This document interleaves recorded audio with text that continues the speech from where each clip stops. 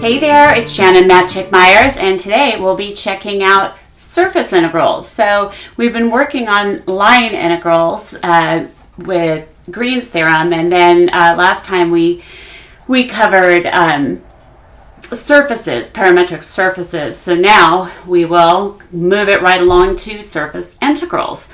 So let's warm it on up by finding the principal unit normal vector to the curve r at t is equal to natural log at t times I plus quantity t plus 1 times j when t is equal to 2. We'll be utilizing this, this skill in our work today. So if you need to look it up, go ahead and look it up. I know you can do it. On your mark, get set, go, warm it on up.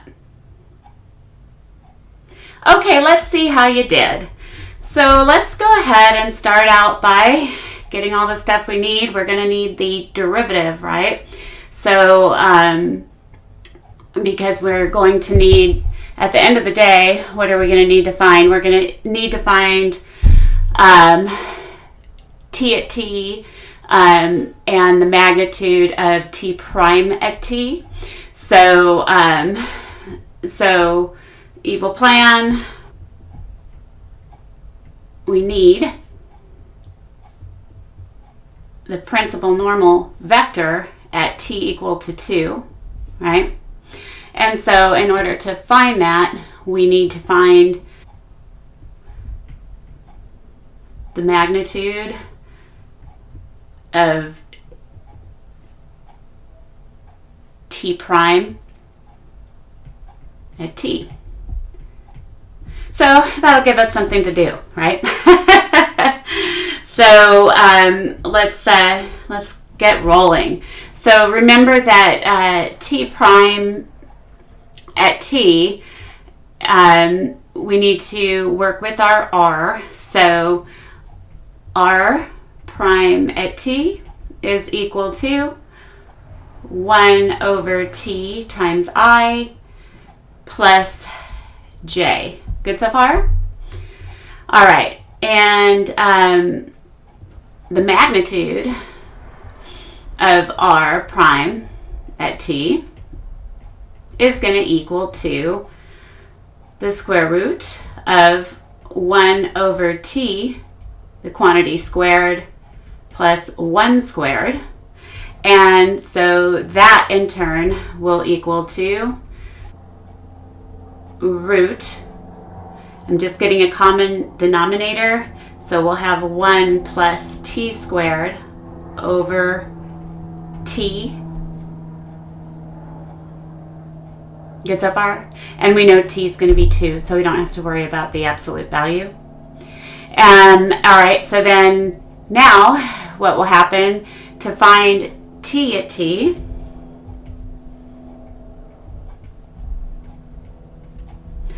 We need to have what? Good, that's going to be r prime at t over the magnitude of r prime at t. And so that's going to be the vector 1 over t, comma 1 over the square root of 1 plus t squared over t. Inverting and multiplying, we will have 1 t as our vector over root 1 plus t squared.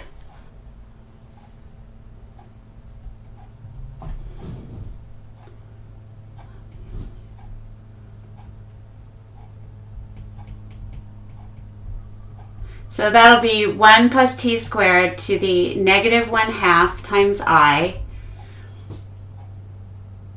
and then plus t over 1 plus t squared to the 1/2 times j. Okay, so now we're going to need t prime at t in order to get to the principal unit normal vector. So when we differentiate the first one, what are we going to get?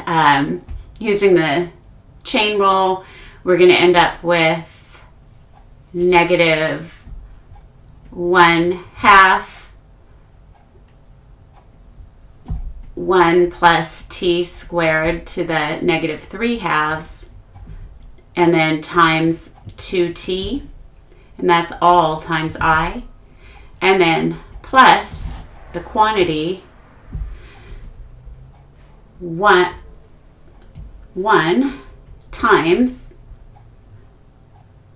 1 plus t squared to the 1/2 minus t times 1/2 times 1 plus t squared to the negative 1/2 times 2t, again using the chain rule, and all of that is going to be over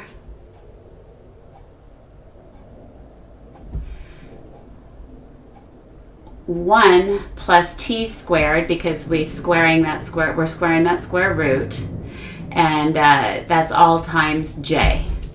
So this is having it zoomed in a little. Cool?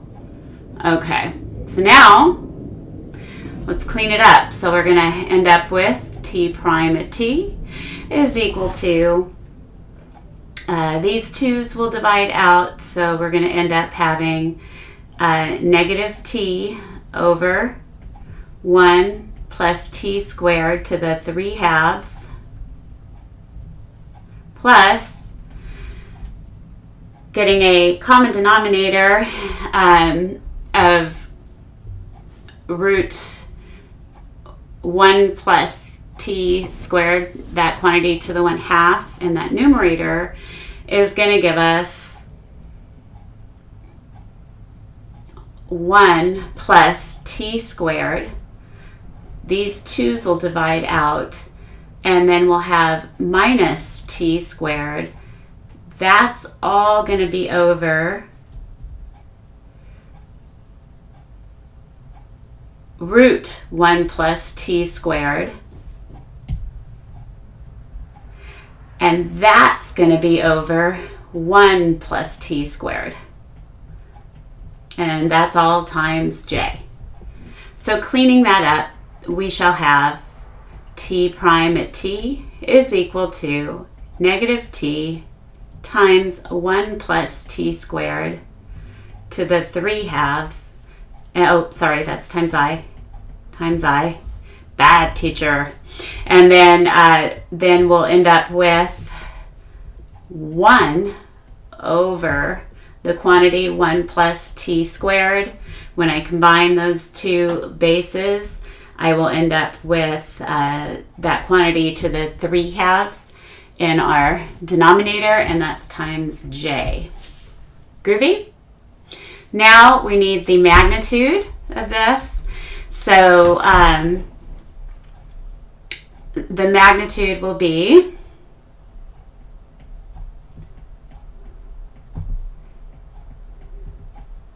of t prime at t is going to be equal to the square root of, I'm going to just square them, so I think we'll get t squared over 1 plus t squared cubed, because squaring it will make the radical go away, and then plus 1 over 1 plus t squared cubed. Groovy? We will have, this will be, we've got a like denominator, right?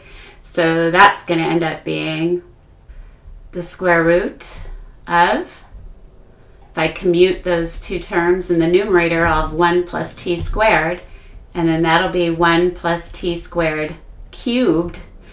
I can divide out the numerator to be 1 and 1 factor in the denominator. So at the end of the day, I'll get 1 over 1 plus t squared. Groovy? Okay, so let's see what we get at t equal to 2. So we will have, let's see, t prime at 2 is going to equal to negative 2 over 1 plus 2 squared to the 3 halves times I plus 1 over 1 plus 2 squared to the 3 halves times j, which will be negative 2 over 5 root 5 I plus 1 over 5 root 5 j. Cool so far? And then the magnitude of t prime at 2 is just going to be 1 over 1 plus 2 squared, which is 1/5. So now n at 2 is equal to t prime at 2 over the magnitude of t prime at 2, which is going to be, let's see, we'll write it this way. So we have negative 2 over 5 root 5, comma, 1 over 5 root 5 over, and that's the vector in component form, over 1/5. And so that will end up being equal to negative 2 over root 5I plus 1 over root 5j. Cool, cool? And we're all done. All right, so that was quite the warm-up, wasn't it? Hopefully everything went well. And so now let's look at evaluating a surface integral. So if we let be a surface with equation z equal to g at x and y, and let r be its projection onto the xy plane. So if g, the first partial of g with respect to x and the first partial of g with respect to y are continuous on r, and f is continuous on the surface S, then the surface integral of f over S is going to be this double integral over S of f at x, y, and z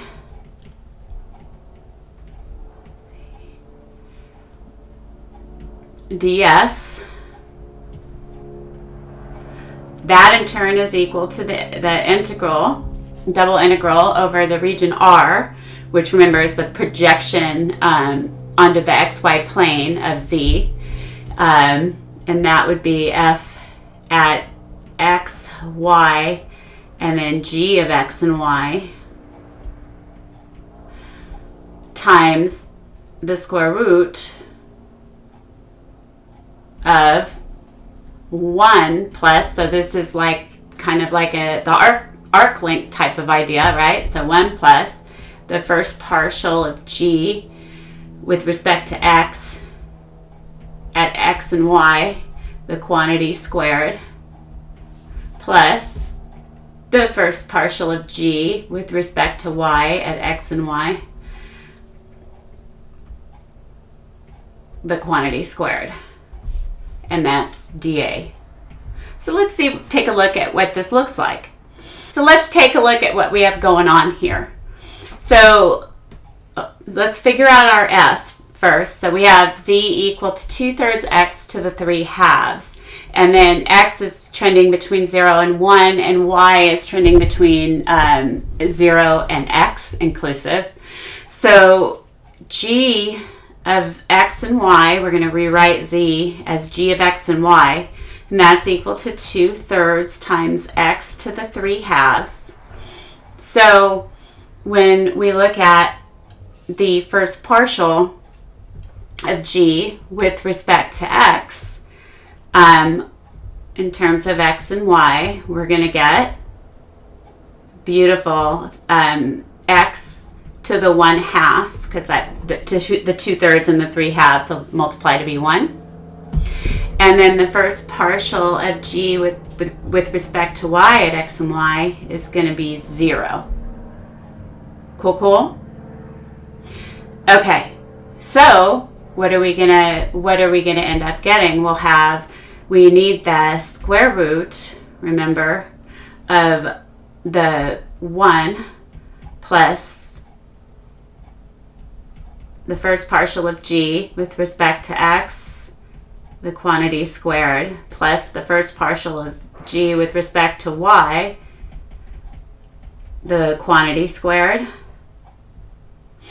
And that in turn is going to be equal to the square root of 1 plus x to the 1/2 squared, which in turn is the square root of 1 plus x.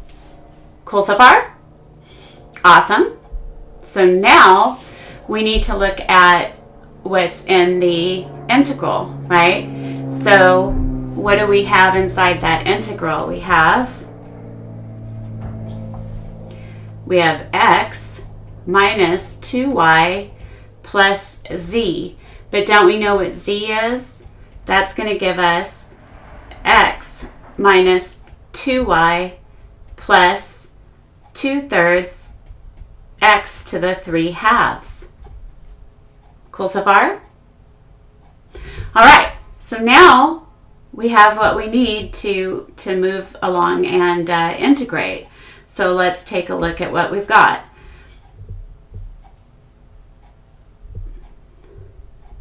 So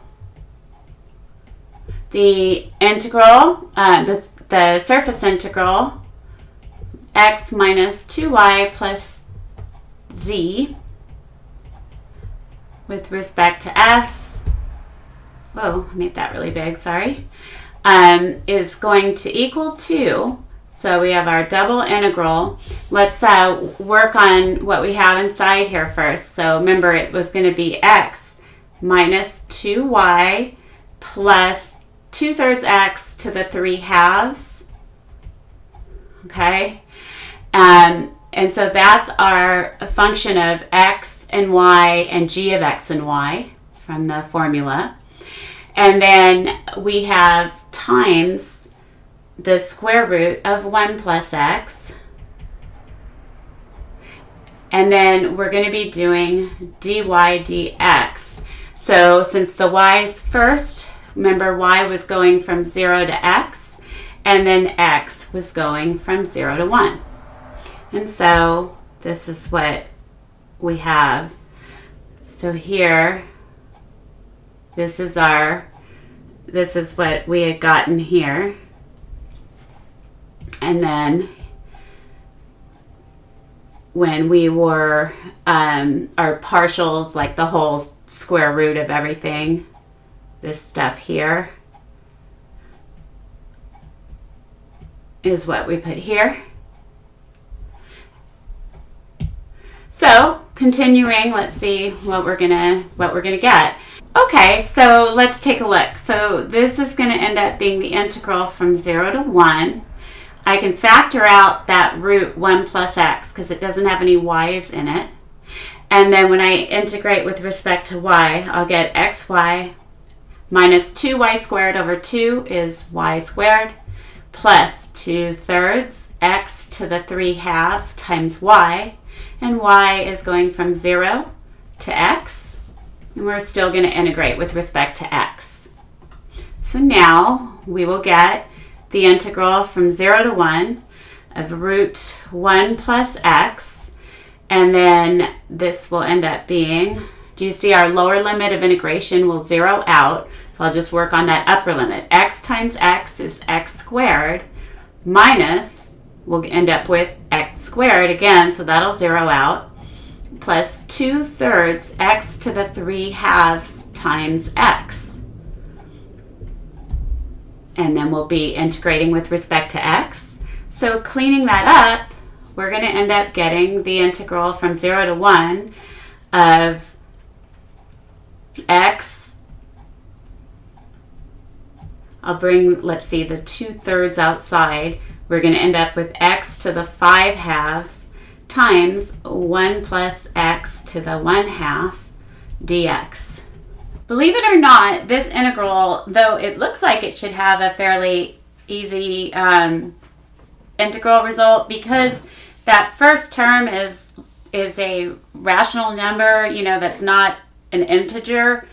It's going to be difficult, if not impossible, to find an antiderivative for this. So basically what that means is this antiderivative, or this definite integral, it may not have an elementary function, which is its antiderivative. So, you know, the point of this problem is for you guys to figure out how to evaluate a, you know, surface integral. So we are going to use the calculator to get an approximation. Check. Check. So since this integral doesn't have I don't think it has an elementary function which serves as its antiderivative, so we're going to go ahead and just approximate it using our calculator. So if we go to math and we go to function integrate, we're going from 0 to 1. And what do we have? Let me go into mode and get out of polar and go into function. So we have x, and x is raised to the 5/2. And then times the square root of 1 plus x. You can also use a table. It's actually number 16 on the tables. In Appendix B, you can use that. And this is all with respect to x, and enter. Whoops. Delete, enter. And so we get approximately 0.380. And what did we have? 0.380. So I'll do times 2 divided by 3 is going to be 0.254.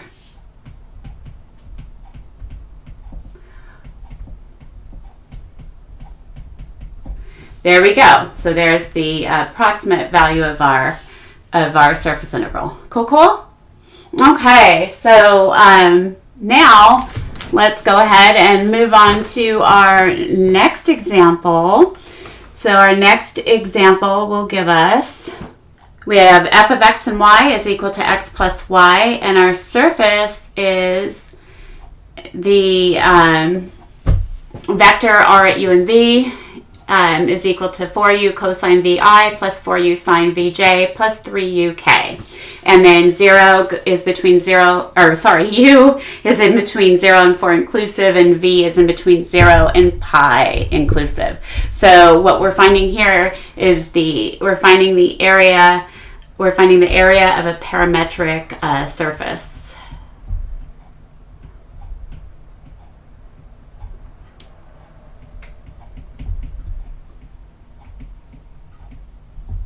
So let's do it. We have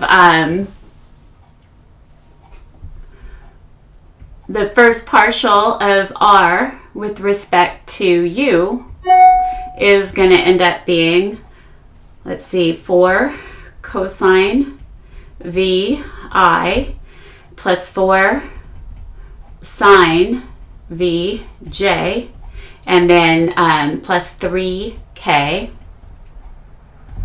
And then the first partial of r with respect to v is going to be equal to negative 4u sine vi, and then plus 4u cosine vj, And there's no v's in the case, so that zeroes out. And so remember, for this one, this is from that last section we covered. We need to do the cross product. And so our cross product, turn up the volume here. Our cross product is going to be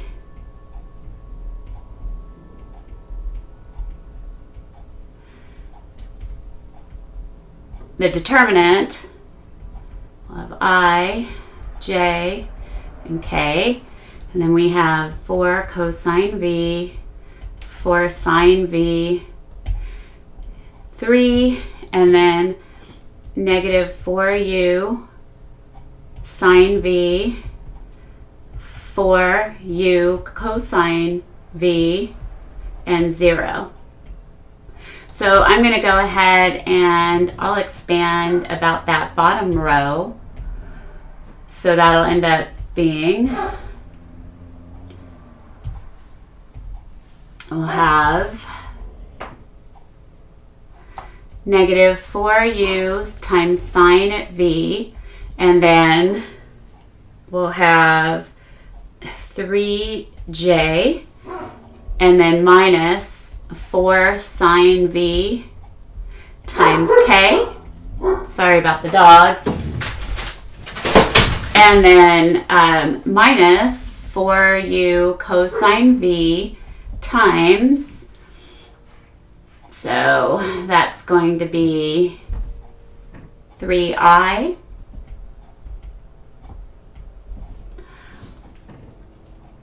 and minus 4 cosine V k.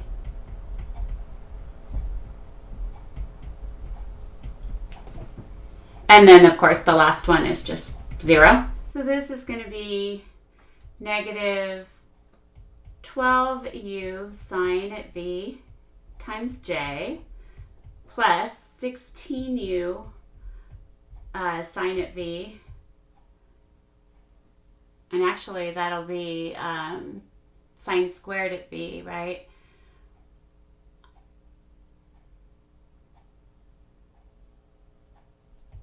Times k,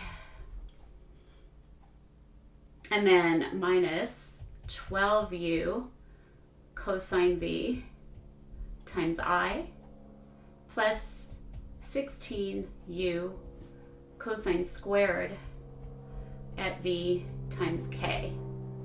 Cool? And then that plus 0. So now let's simplify a bit. Let's put our I first. So we have negative 12u times cosine V times I minus 12u times sine V times j. And then if we factor out a 16u, we'll have sine squared at V plus cosine squared at V times k, which is nice. So that's going to give us negative 12u cosine V times I minus 12u sine V times j plus 16u times k, because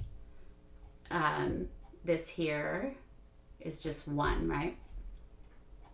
And k needs its vector hat. All right, so now here we go. This is going to be, so now what we need is the magnitude of this. So the magnitude of this cross product is going to be 144u squared cosine squared at V plus 144u squared sine squared at V plus 256u squared, and that's all raised to the 1/2. Now this, if we factor out 144u squared, from the first two terms, we'll have cosine squared at V plus sine squared at V, which is nice. And that's plus 256u squared, and then that's all raised to the 1/2. And again, this is going to be 1. So we'll end up with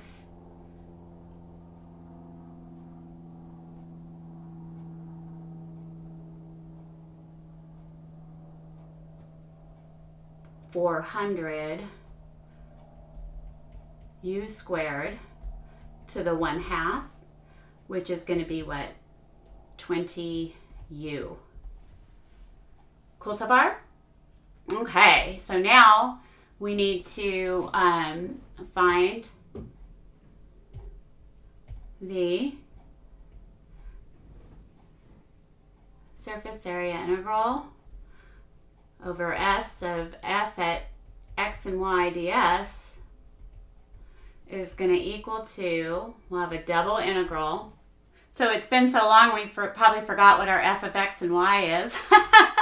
So here we've got our f of x and y is right here. It's x plus y. So our function of u and v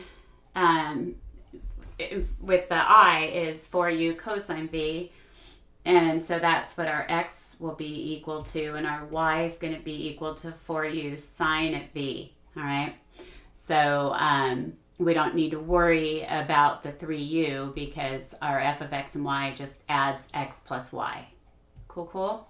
So we will have, so our x plus y, remember, was 4u cosine v.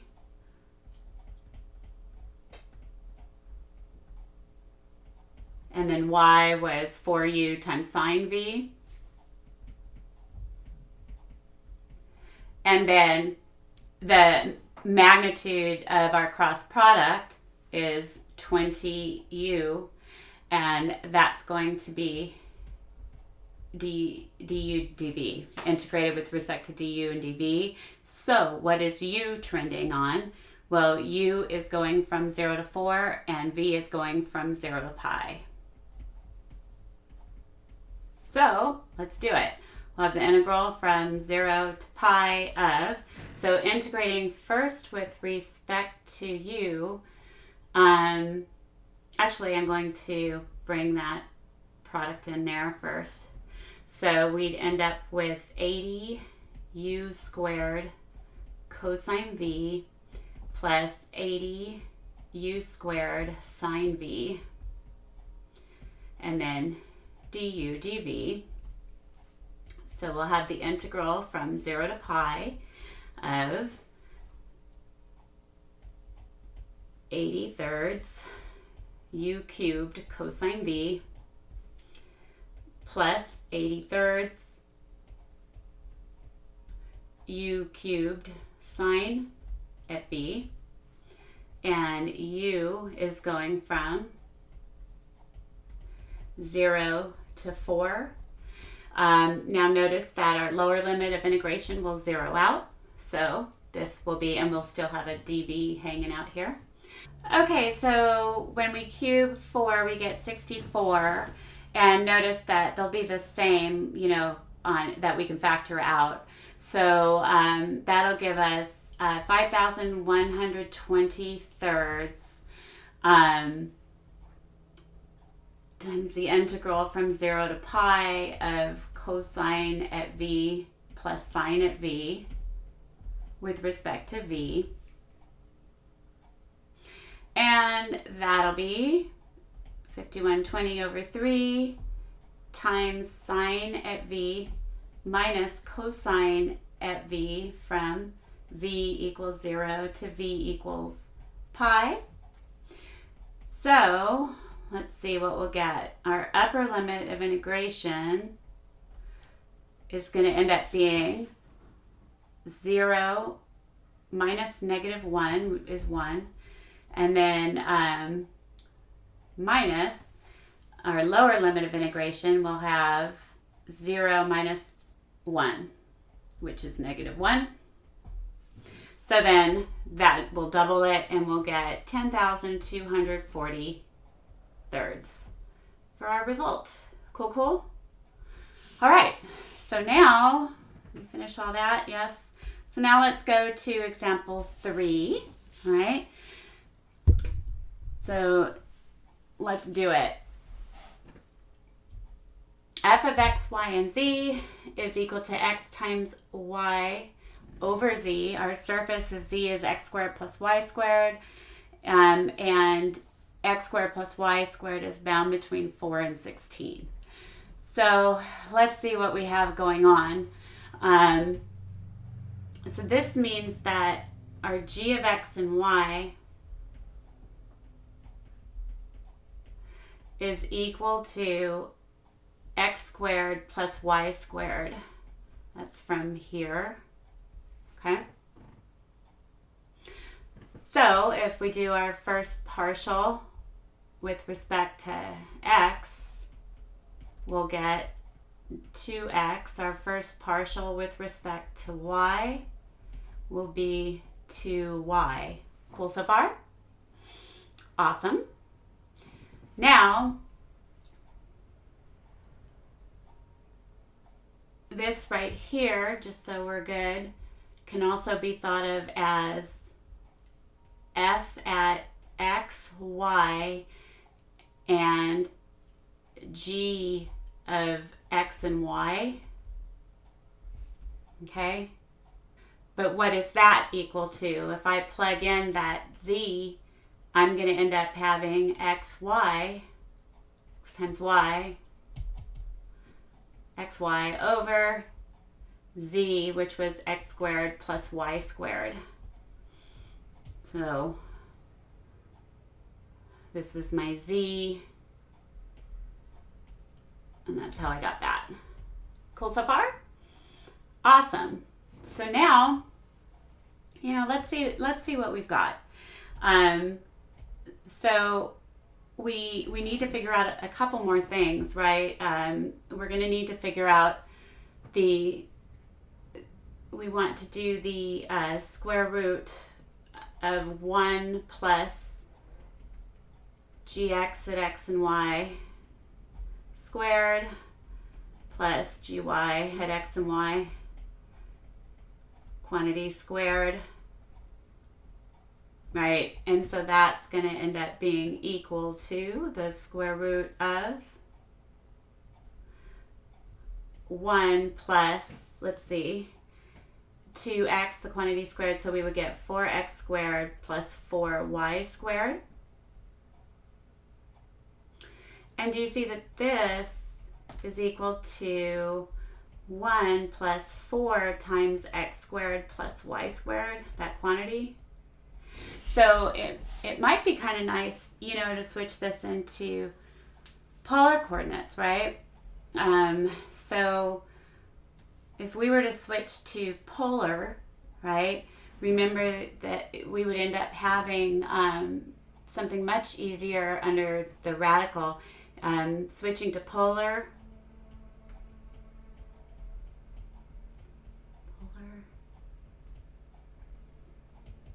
will give us root 1 plus r squared. Cool so far? 4r squared. So let's take a look at our interval. So we have this interval here. If we're going to be switching to polar, right, this means that 4 is less than or equal to r squared, which is less than or equal to 16. So that r needs to be positive. So 2 is going to be less than or equal to r, which will be less than or equal to 4. So, and when we have something in this format, what is going to happen? Our theta, right, is going to go from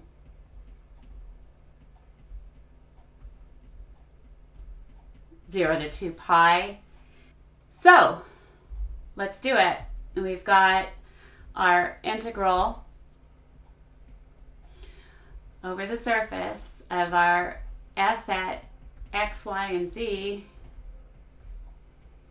yes, is going to equal to the double integral from, we switched this into polar, remember? So when we switch it into polar, we have our f of x, y, and g of x and y was this right here, right? And so that's going to equal to r cosine theta, r sine theta over r squared, which when you simplify is just going to be equal to cosine theta times sine theta. Cool so far?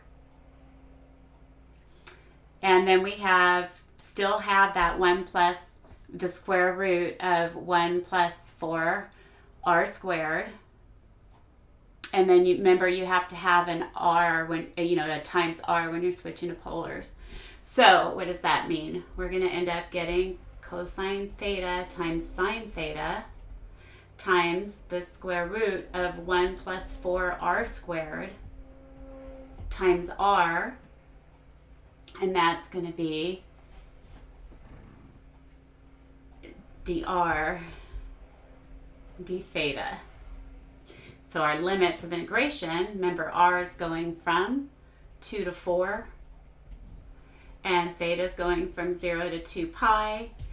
In order to be able to integrate this, I need a times 8, and so I'll multiply by an eighth to accommodate that.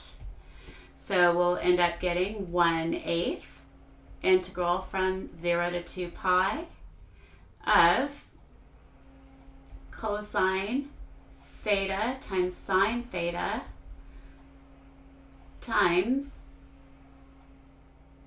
1 plus 4r squared raised to the 3/2 over 2/3, and r is going from 2 to 4.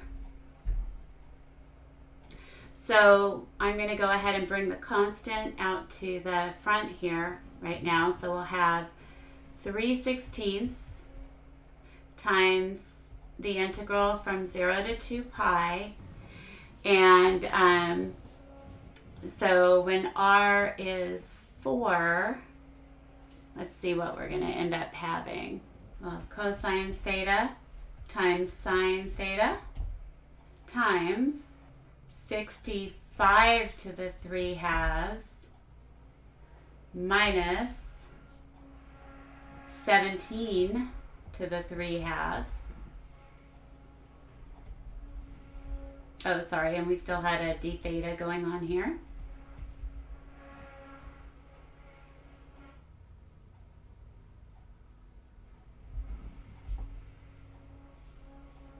So then that's going to equal to 3/16 times 65 to the 3/2 minus 17 to the 3/2. And then when we integrate, I'm going to integrate sine theta.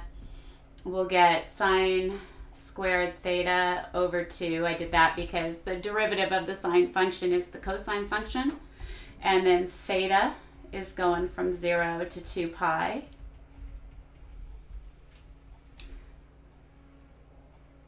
So, well, sine at 0 and sine at 2 pi is just 0. So this whole integral, believe it or not, is going to be 0. Crazy, huh? And we're done. All right. So let's take a look at the definition of a flux integral, So if we let the vector field f at x, y, and z equal to m times I plus n times j plus p times k, where m, n, and p have continuous first partial derivatives on the surface S oriented by a unit normal vector n. The flux integral of f across S is given by the double integral over the surface of the dot product of f and n ds. Cool? So remember that you let z equal to some g of x and y, right? And then if you call capital G of x, y, and z would then equal to z minus G of X and Y. And the gradient of G then, so del G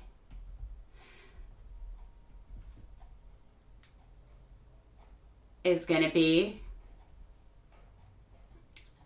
the first partial of G with respect to X of X and Y times I, and then minus the first partial of G with respect to Y of X and Y times J plus 1 times K.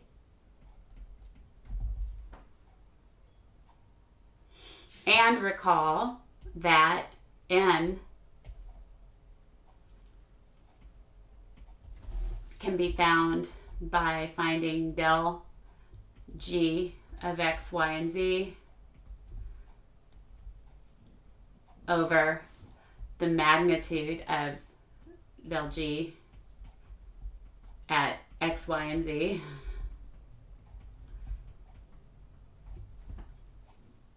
Cool? And so that's kind of the plan here. So evaluating a flux integral, right, would end up being this. So let S be an oriented surface given by Z equal to G at X and Y, and let R be its projection onto the XY plane. So it turns out that the flux integral, right, over the surface ends up being this dot product, and that ends up being equivalent to the double integral of the region of F dot the gradient, right? So, and that's when you're oriented upward. So F dot, and all I'm doing here is I'm substituting in del G, all right? So del G is the first partial of G with respect to X at X and Y times I minus the first partial of G with respect to Y at X and Y times J plus K dA, and that's when it's oriented upward.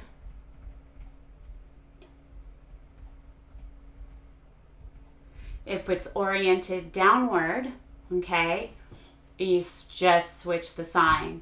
So you'll have this double integral over S of this dot product.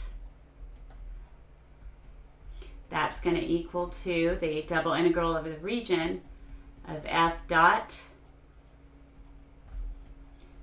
first partial of G with respect to X at X and Y times I plus the first partial of G with respect to Y at X and Y times J, and then minus K, because we swap the sign, dA, and that's if it's oriented downward.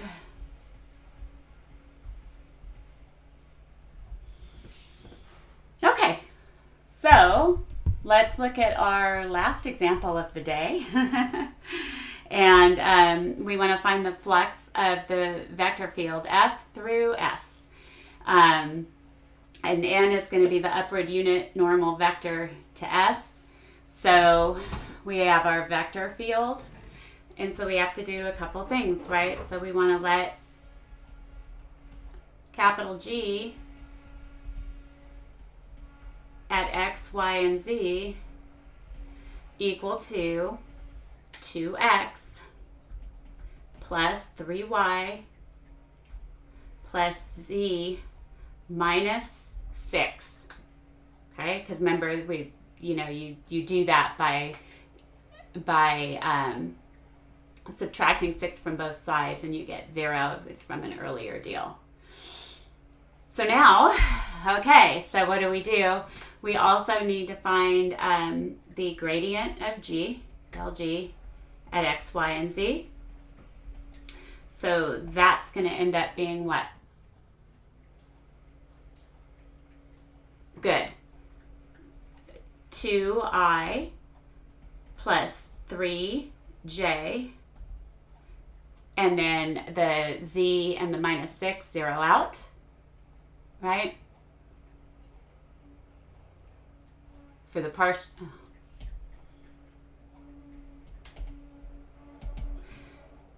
And then what do we need? So we found the first partials, and then this is just going to be plus k, and that's from up here, right? Our work up here. So now, what do? Well, let's take a look at our orientation, right? Because that's gonna be important. Is the orientation. So, let's see what we've got going on. If we're in the first octant, right? The first octant, everything's going to be positive, right? So, so what's our XY trace going to be for if Z is 0, right? The XY trace will be good. Working with our surface S, remember, XY trace is going to be 2x plus 3y is 6. And so that's, from S here. So we'll have isolating y. What's going to happen? Y would end up being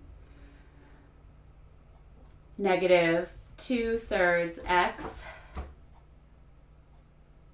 plus 2. So what's our region going to look like? Our slope will be negative 2/3. Our y-intercept will be 2.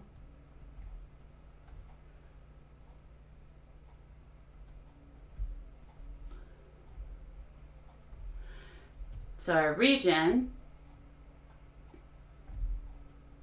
remember we want to be bound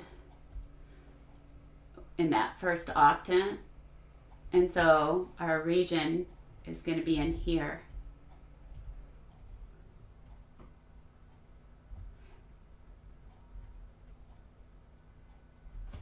Cool so far? So we'll have the flux will end up being of f through s will end up being the double integral over s of f dot n ds, which is equal to the double integral over our region of f dot the gradient of g dA.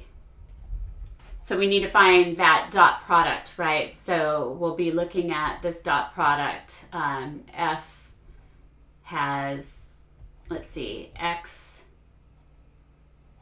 y, 0, right? That's F, and then the del G is 2, 3, 1, and then this will be dy dx. X, dy, if you take a look at, y is varying from 0 to that line, right? So it's going from 0 to that negative 2/3 x plus 2, and x is going from 0 to 3. So then that will give us the integral from 0 to 3, integral from 0 to negative 2/3 x plus 2 of 2x plus 3y dy dx. And so now that doesn't look too bad.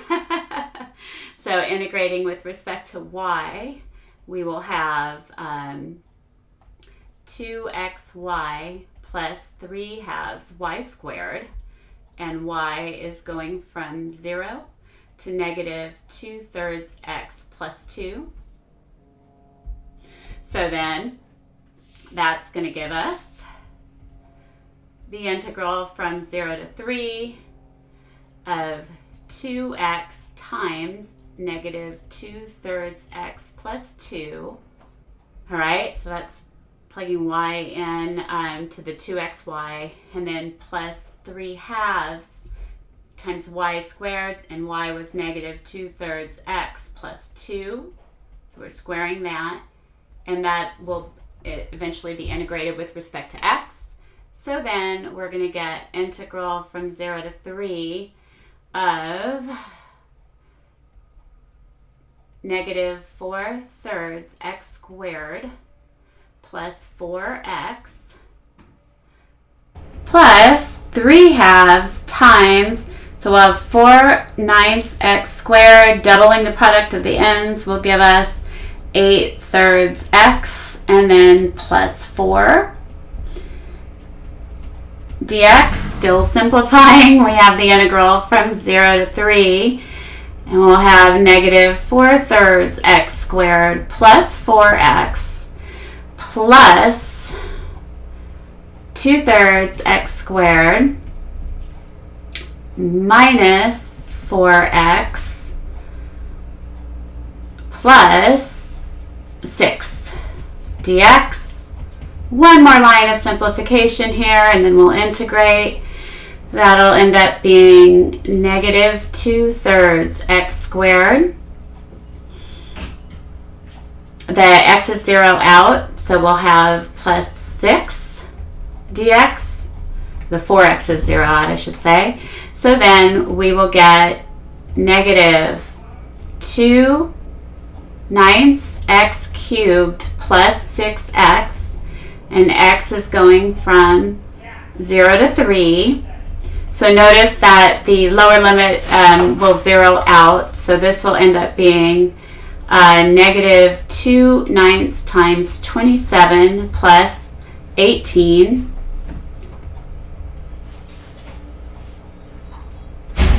So we will end up getting 12. Cool, cool? All right, so that wraps it up for today. I hope you have a wonderful morning, afternoon, or evening whenever you're watching this show. And if you like what I'm doing, hey, please subscribe and tell your friends. Bye.